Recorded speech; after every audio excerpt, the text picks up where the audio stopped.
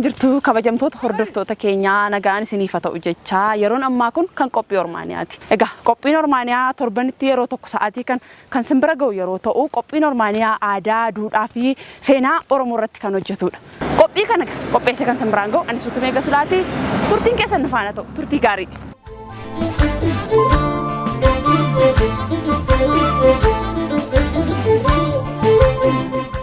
Egaa qophiin Ormaaniyaa aadaa fi duudhaa uummata Oromoo irratti kan hojjetu yeroo ta'u guyyaa har'aa qophiin Ormaaniyaa seenaa magaalaa Finfinnee fi hundeeffama magaalaa Finfinnee irrattidha kan waliin ilaallu. Egaa isinis turtii keessan hanga xumuraatti nu faana turaa turtii gaarii.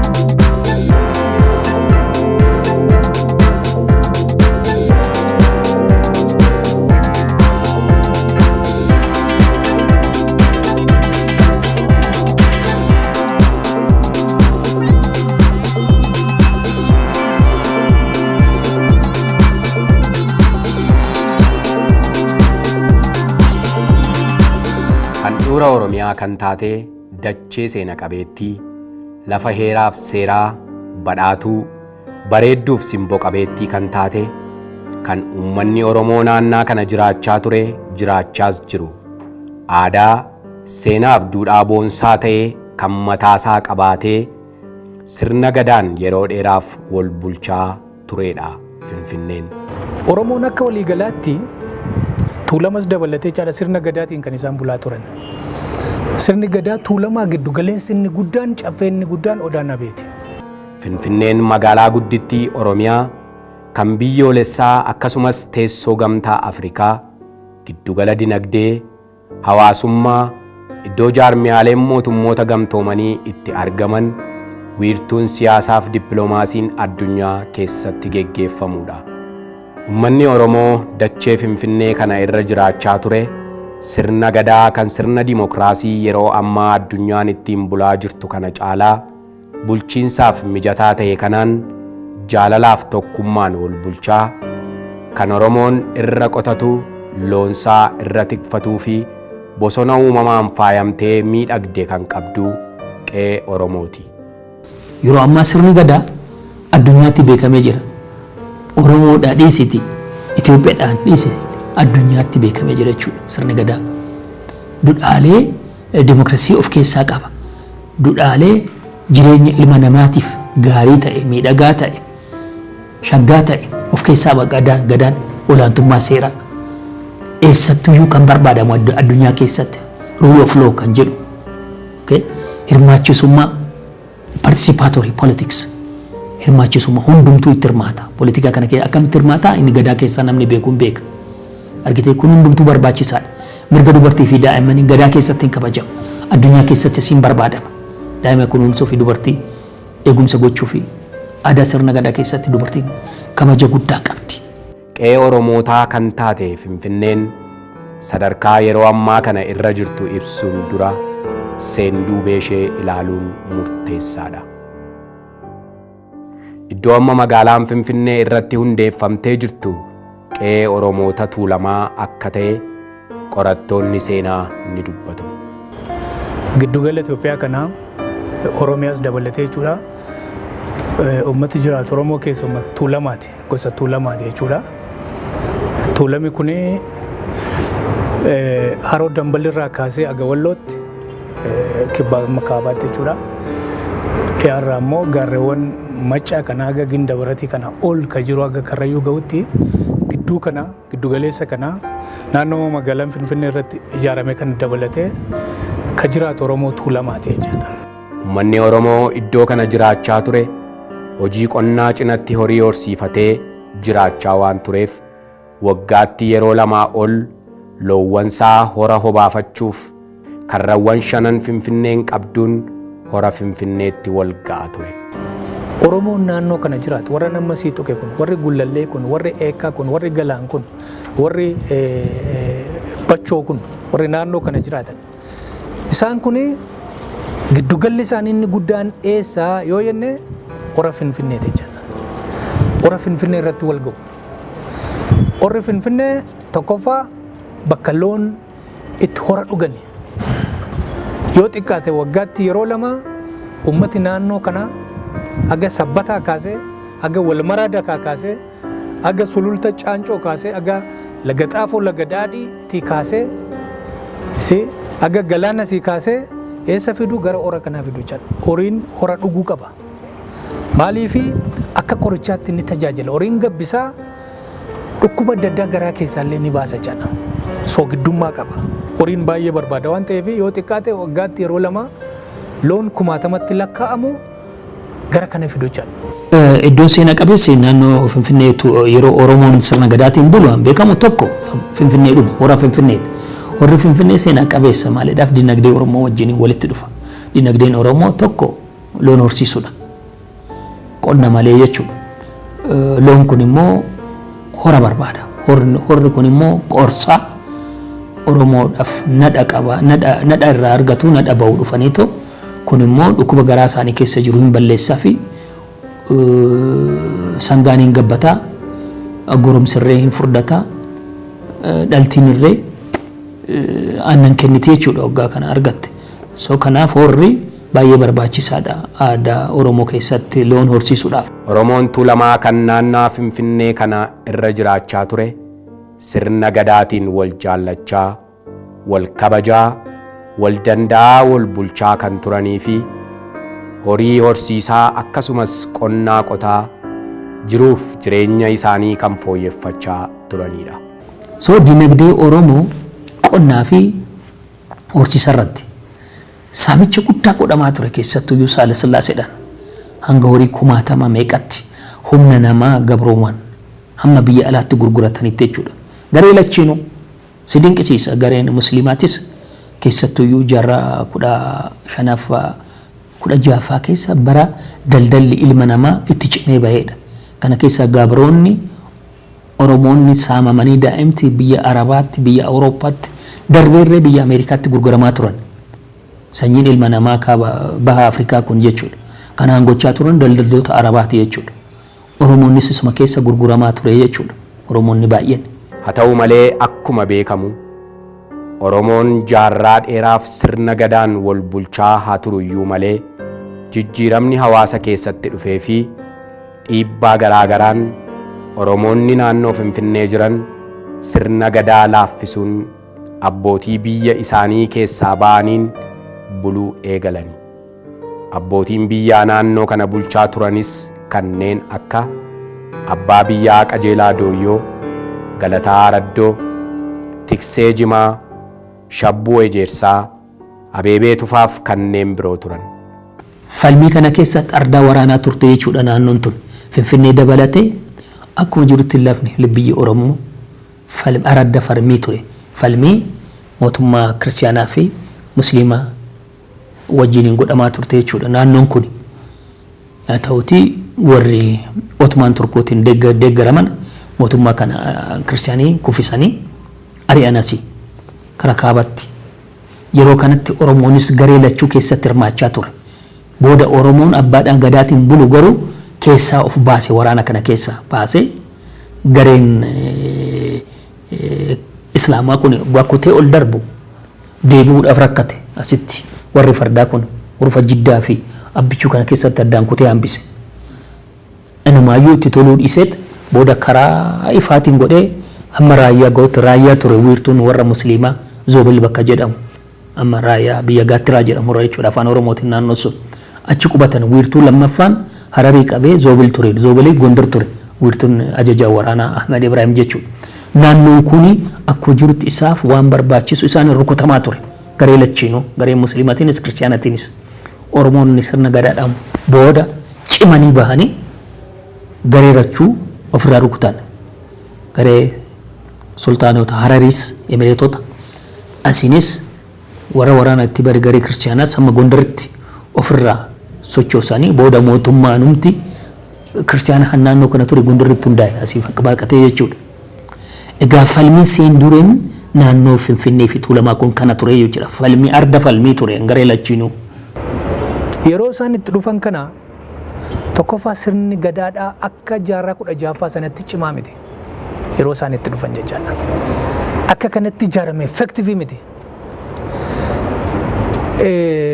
Abbootiin duulaa warri turan akkaataa sirni gadaa jedhuuni waggaa 8 aangoo gadhiisuu hin barbaanne dheereffachuu barbaadan jechaadha.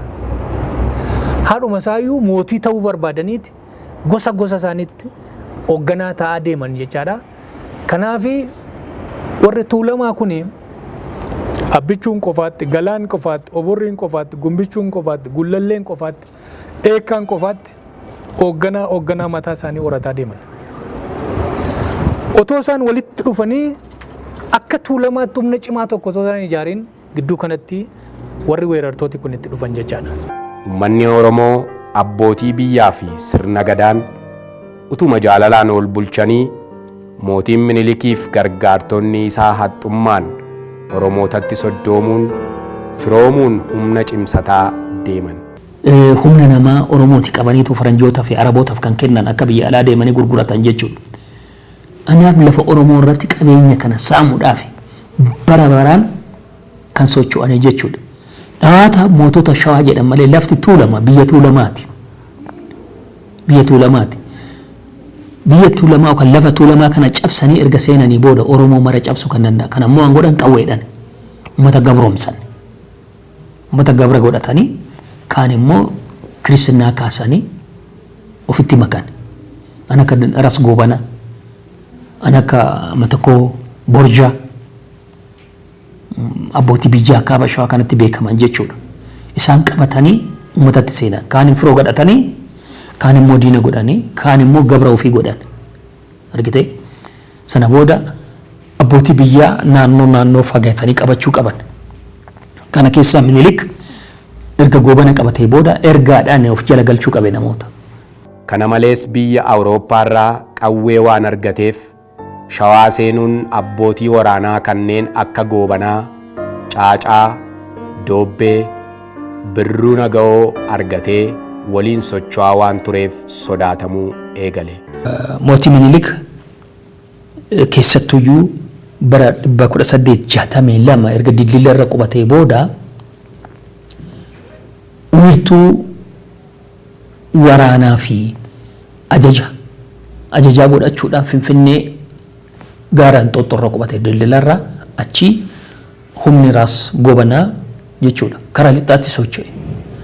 Akkuma jirutti naannoo Bachoo, Walisoo, Ammayyaa, Kottaayee akkuma jirutti jechuudha. Weeraraaf saamicha biyya Oromoo kanaan booda bara 1878 keessa sochii guddaan Oromoota gara ba'aa jiran to'achuun yeroo socho'ametti Finfinneen mo'atamuu ishee fudhattee tasgabboofte. Sanii achi waraanni goobanaatii fi Minilik hidhatee ka'e. Oromoota gullallee naannoo kana jiru fixe. Kun hin baqate. Kun immoo harka kennan kooluu galee as Birbirsatti manni Kaatoolikii tokko hin jira. Humnoonni Minilik daangaa cabsanii erga Oromiyaa seenanii namni isaan to'atu waan hin jirreef uummata gosaaf amantaatiin walitti duulchisuu eegalanii turan. Meeshaa biyya Awurooppaarraa argataniin gara laafummaa tokko malee uummata hedduus fixan.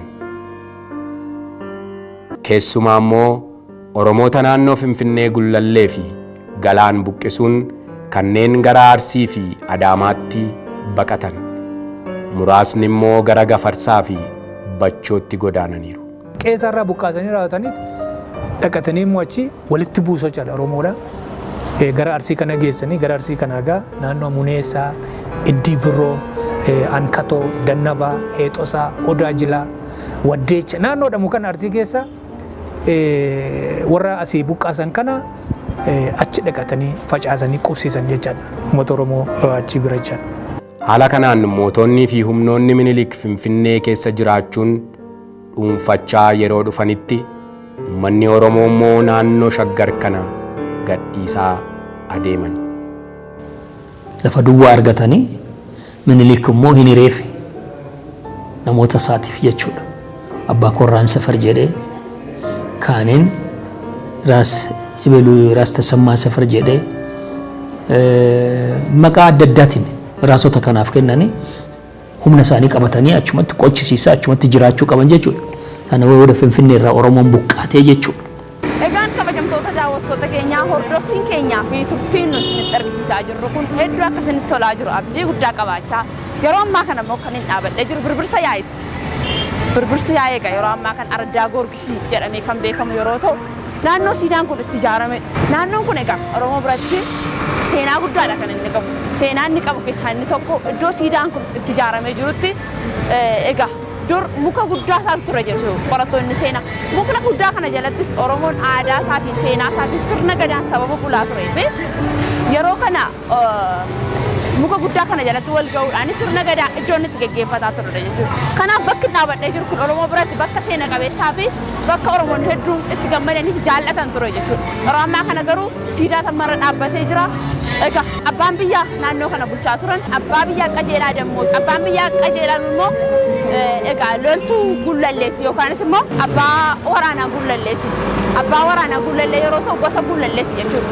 Abbaa biyyaa kanadha kan naannoo kana bulchaa turan. Egaa naannoon kun Oromoo biratti bakka seena qabeessaa fi bakka Oromoonni baay'een itti gammadanidha. Egaa Oromoon dur iddoo kanattidha kan inni wal ga'e muka guddaas dhaabataa ture jalatti sirna gadaa kan inni geggeessaa ture kan inni mari'ataa ture rakkoosaa furmaata kan inni itti kennaa ture naannoo kanattidha jedhu. Kanaaf naannoon kunis iddoo seena qabeessadha. Egaan kabajamtoota daawwattoota keenyaa qophii keenya guyyaa har'aarraa akkasitti gammadaa jirtan abdii guddaa qabaachaa ammallee qophiin keenya hin xumuramne hafee jira. Deemnee ni daawwanna iddoo taafa iddoo seena qabeessa Oromoon qabu hedduutu jira. Amma danda'ame garuu sitti argisiisa. Nufaan akka turtan abdii guddaa qabaachaa turtiin keessan nufaan ta'u turtii gaarii.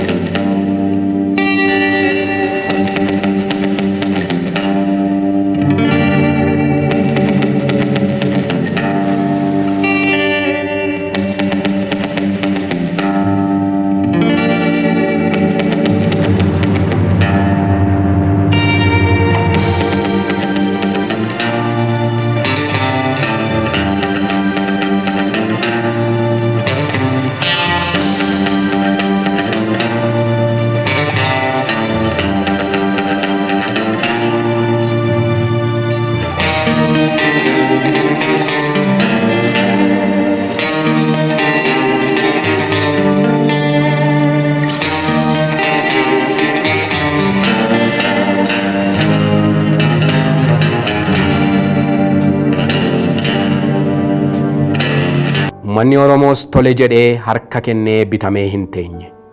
Hanga danda'e diina isaa ofirraa qolachaa akka turee fi booda garuu humnoota kanaan akka weeraramee seenaa yeroo dhiyooti.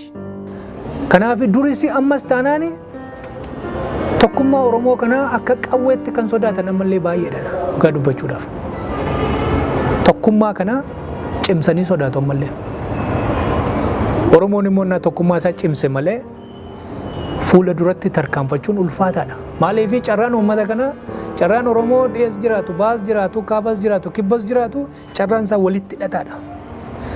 Kana waan ta'eef asitti mo'amuu warra tuulamaa kanaafis amma tokko gumaacha godheera haa ta'u garuu amma humni isaanii danda'een yeroo dheeraatii fi ka diina ofirraa falmaa ture warra tuulamaati dhugaa dubbachuudhaaf kun recognition hin arganne barreeffama keessattis. Naannoon Oromoodha naannoon biraadha waggaa 10 waggaa 6 waggaa 8 akkas ofirraa falmeta.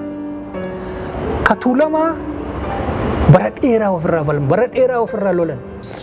Lafa Oromootii hin buqqisan Oromoo hin buqqisan asi keessattuu Oromoo gullollee fincila kaase.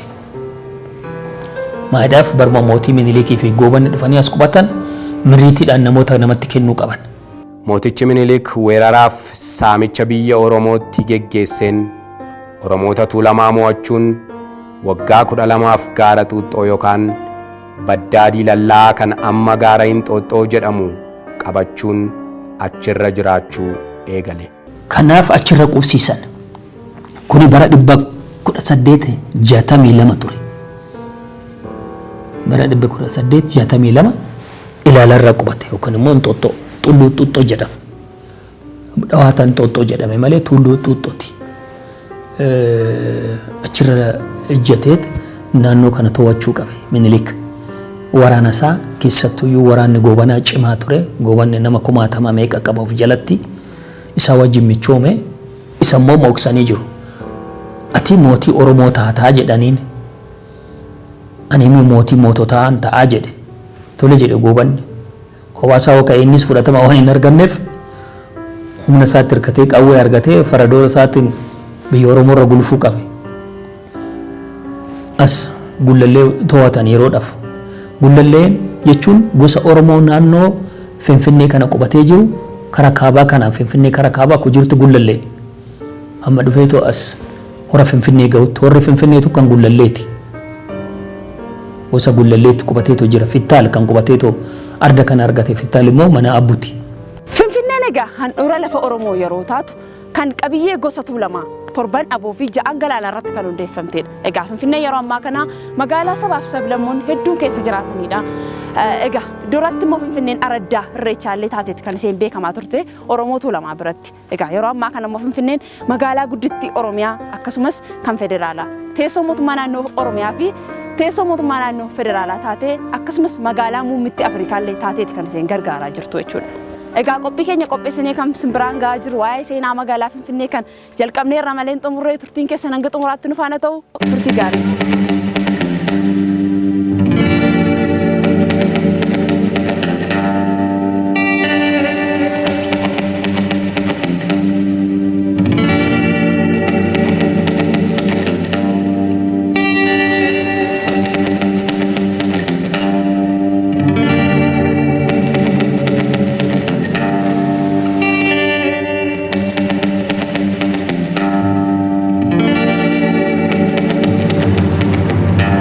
Bara 1879 yeroo mootichi Minilik gara Harargee deemetti haati manaa mootichaa Xaayituu Buxul kan jedhamtu qorra naannoo Hinxooxxoo waan jibbiteef naannoo hora Finfinnee sanaaf jaalalli isheen qabdu dabalaa dhufe.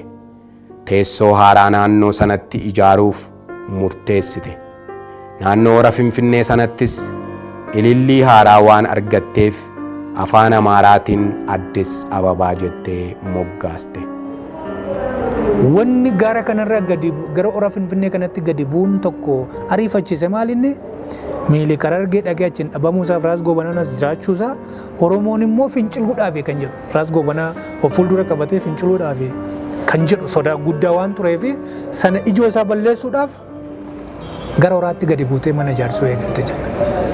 Egaa kuni naannoo 1886 87 magaalli Finfinnee kun kan isheen hundoofte akkasittiin innaa gadi buutuu irraa jalqabaatii bakka kana Finfinnee dhaabaatii Addis Ababaa jedhaa waaman.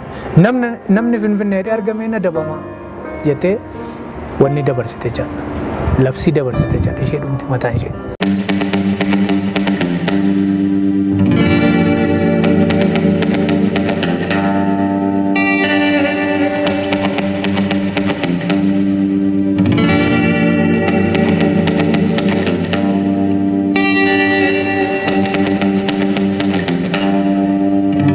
Kabajamtoota daawwattoota keenyaa yeroo ammaa kana kan itti argamu Haaxee Laayiti yookaanis immoo Baddaa Diilallaati. Egaa Baddaan Diilallaa yeroo ammaa kana kan inni ittiin beekamu yookaan kan inni ittiin waamamu gaara Hinxooxxoo jedhameeti.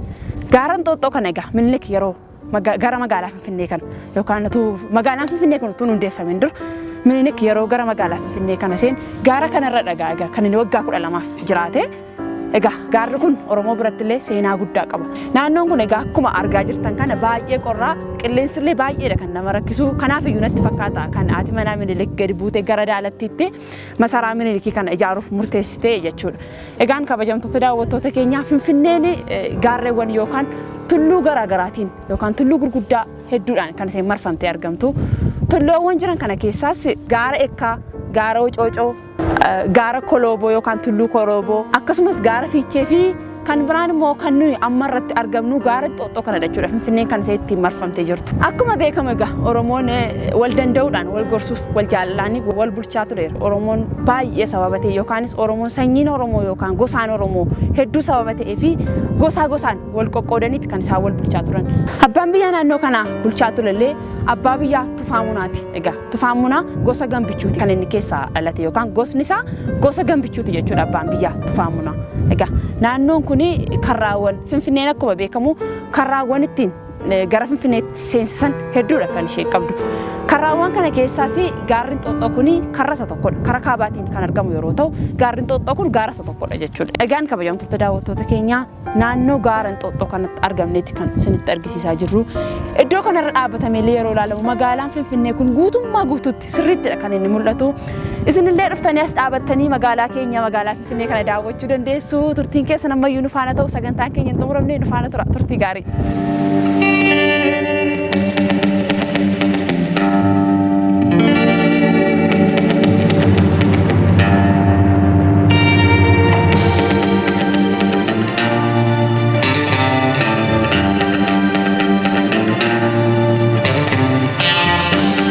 Isheen akkas haa jettu iyyuu malee uummanni Oromoo durii jalqabee Finfinnee jedhee waama.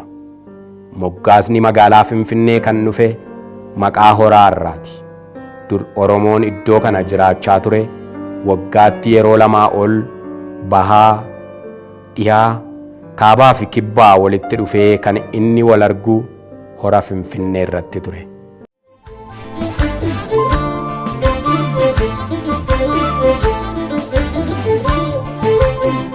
Qophii kana egaa qopheessee simbiraa gaa kan ture Suutumee Gasulaati. Kutaa lammaffaa qophii kana torbee qabannee hanga isinii dhiyaannutti turtii gaarii jecha qophiilee televezyiinii moo afaan waliin turtii gaarii.